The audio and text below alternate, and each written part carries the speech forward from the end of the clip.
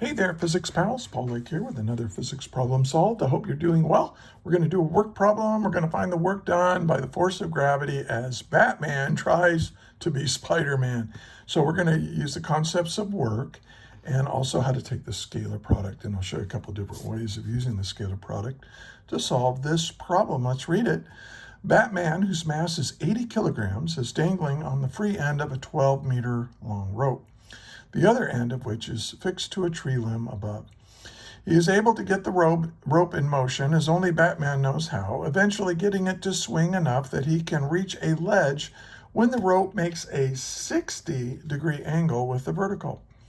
How much work was done by the gravitational force on Batman in this maneuver? All right, well, so let's set this problem up. Here's given. All right, so here's some kind of tree limb. I don't have to draw the whole tree. But, and there's a rope tied to it. And this rope is 12 meters long. And here's Batman holding on to it.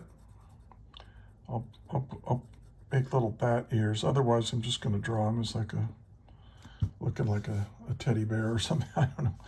Okay, so he's going to rock his legs back and forth or do whatever Batman does, because right up here, and then let's see, this is 30. So right up here is a ledge.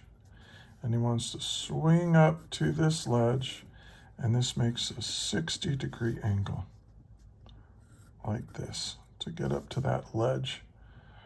Let's just draw a ledge. I don't know, here's a building with a ledge on it. Let's make it more structurally sound. All right, so Batman's going to swing up like this. And we know Batman's mass is 80 kilograms, that's given. And he's able, let's see, okay, we're trying to find how much work was done by the gravitational force. So we want to find the work done, but here a very specific force. We want to find the work done by the force of gravity.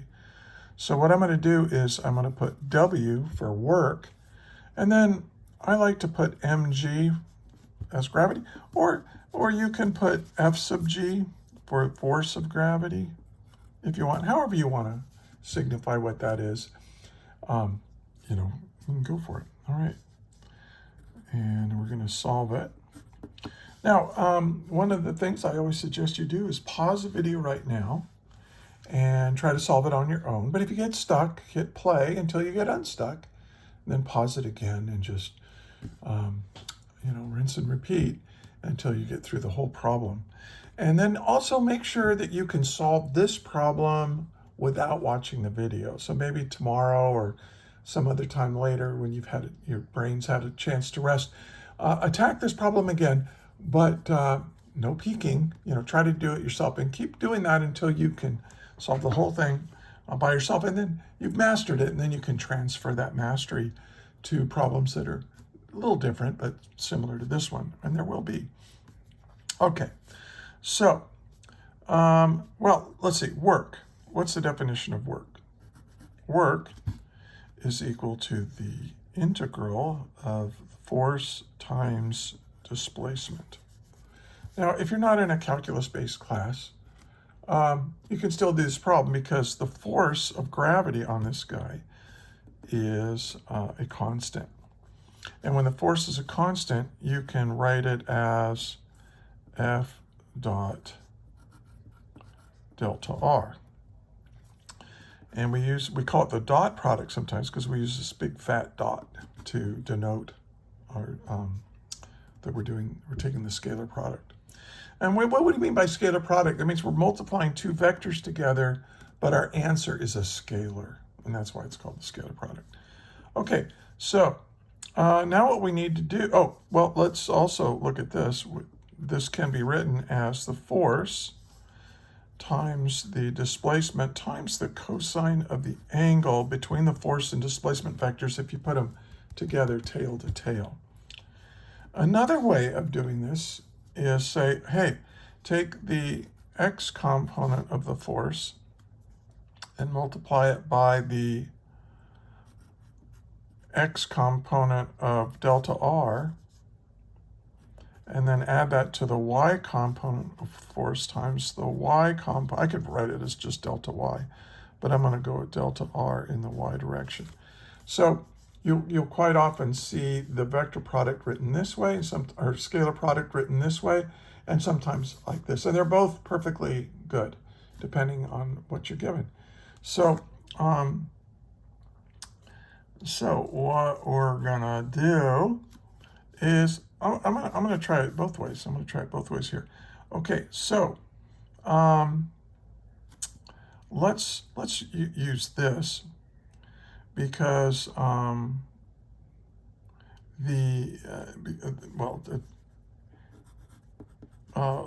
let's first figure out what is the magnitude of the force. Well, the force is just the weight of the person, of Batman, right? And it says Batman has a mass of 80 kilograms, and Batman is on Earth, so Earth pulls down with 9.81 newtons of force for every kilogram of mass of Batman. And so when we multiply this out,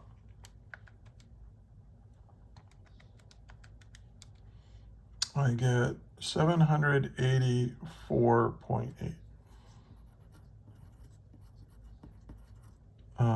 newtons. Okay, so that's our force. Now let's figure out the magnitude of delta R. Okay, so because we're gonna, so what is delta R? Well, delta R, the person starts here and goes here. Now, this problem is a little overly simplified, and I'll show you a more general way of solving this problem in just a minute. But I think you can see that if the rope here is 12 meters, the rope here is 12 meters, this is 60 degrees. This is just an equilateral triangle, right? All the angles are 60 degrees. And all the lengths are 12 meters. Very convenient, because we can say, oh, delta R is 12 meters. And so when I do the work, let's calculate the work. It's the force. We're gonna use this one now. The force is 784.8 newtons. Gravitational force, and then we displaced a total length of 12 meters. Now look at this. See, we've got the displacement vector and the force vector. Let me draw it over here. Okay, so here's the horizontal.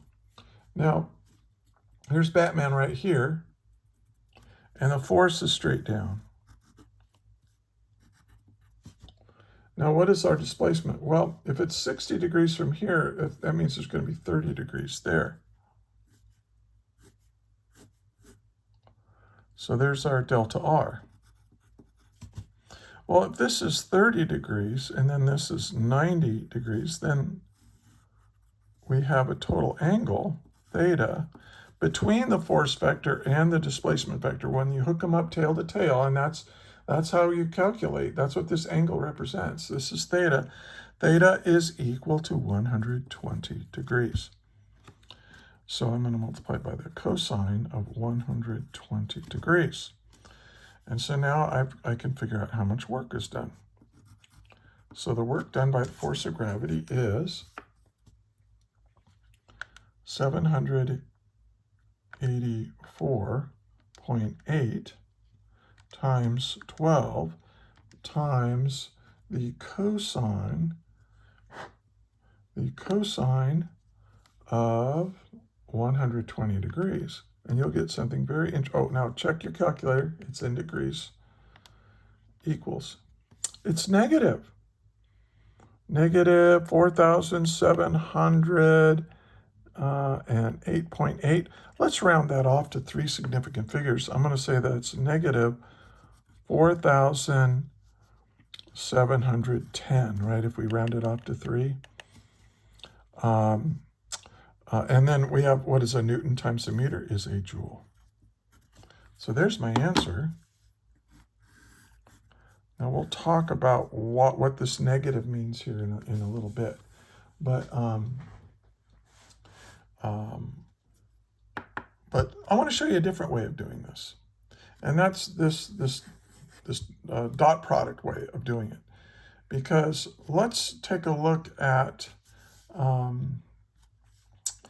the force again, but I'm going to express it as a vector. The force is 784.8 newtons in the negative j hat direction, right? Because it's down. So what we're going to do is we're going to say, yeah, this is x direction, and then up like this is the positive y direction. That's my axis system. So this is pulling it in the, I'll put the negative with the unit vector. You could put the negative out front if you want. I quite often put it with the unit vector. However you want to do it is fine. And then we're going to dot that. Now we have to figure out what delta r is. But delta r is 12 meters, and watch. This is in the x direction. So that's going to be 12 meters times the cosine of 30 degrees. And that's in the I hat direction. And then plus, and then what is this component of that displacement vector, right? Well, that's going to be the hypotenuse, 12 meters. And then this is the opposite leg. And the way you find the opposite leg of a right triangle is multiply the hypotenuse times the sine. So there's the hypotenuse times the sine of 30 degrees. And that's also in the j hat direction. It's in the positive y direction. Okay, so now I have this. But one of the things that you may have learned, I hope you learned it, is that when you have, like if you have I hat dot I hat, you get 1. Because remember the dot product here. What's it? It's the magnitude of this times the magnitude of this times the cosine of the angle. Well, the magnitude of I hat is 1. The magnitude of I hat is 1. The angle between them is 0 degrees, right? I hat and then another I hat. The angle between them is 0. And what is the cosine of 0? Because, you know, it's the magnitude of 1 times the magnitude of the other times the cosine of the angle. Well, the cosine of 0 is 1. So it's 1 times 1 times 1, which is 1. But if you have two unit vectors that are perpendicular to each other, well, you have 1 times 1 times, well, the cosine, what's the angle between I hat and j hat? The angle between the x direction and the y direction, well, it's 90 degrees. Well, the cosine of 90 degrees is 0. So if you have two unit vectors that are perpendicular to each other, 90 degrees apart, orthogonal, then they, when you take the scalar product of those two unit vectors, you get 0 if they're perpendicular. So look, negative j hat dotted with I hat is 0. So I don't even need to do this. So, and it's kind of like this right here, because look, F in the x direction, the force in the x direction is 0, because the force is always down. It's a gravity force is always down in the y direction. So this part just went away, and so all we have is this. Okay, so now let's figure out, I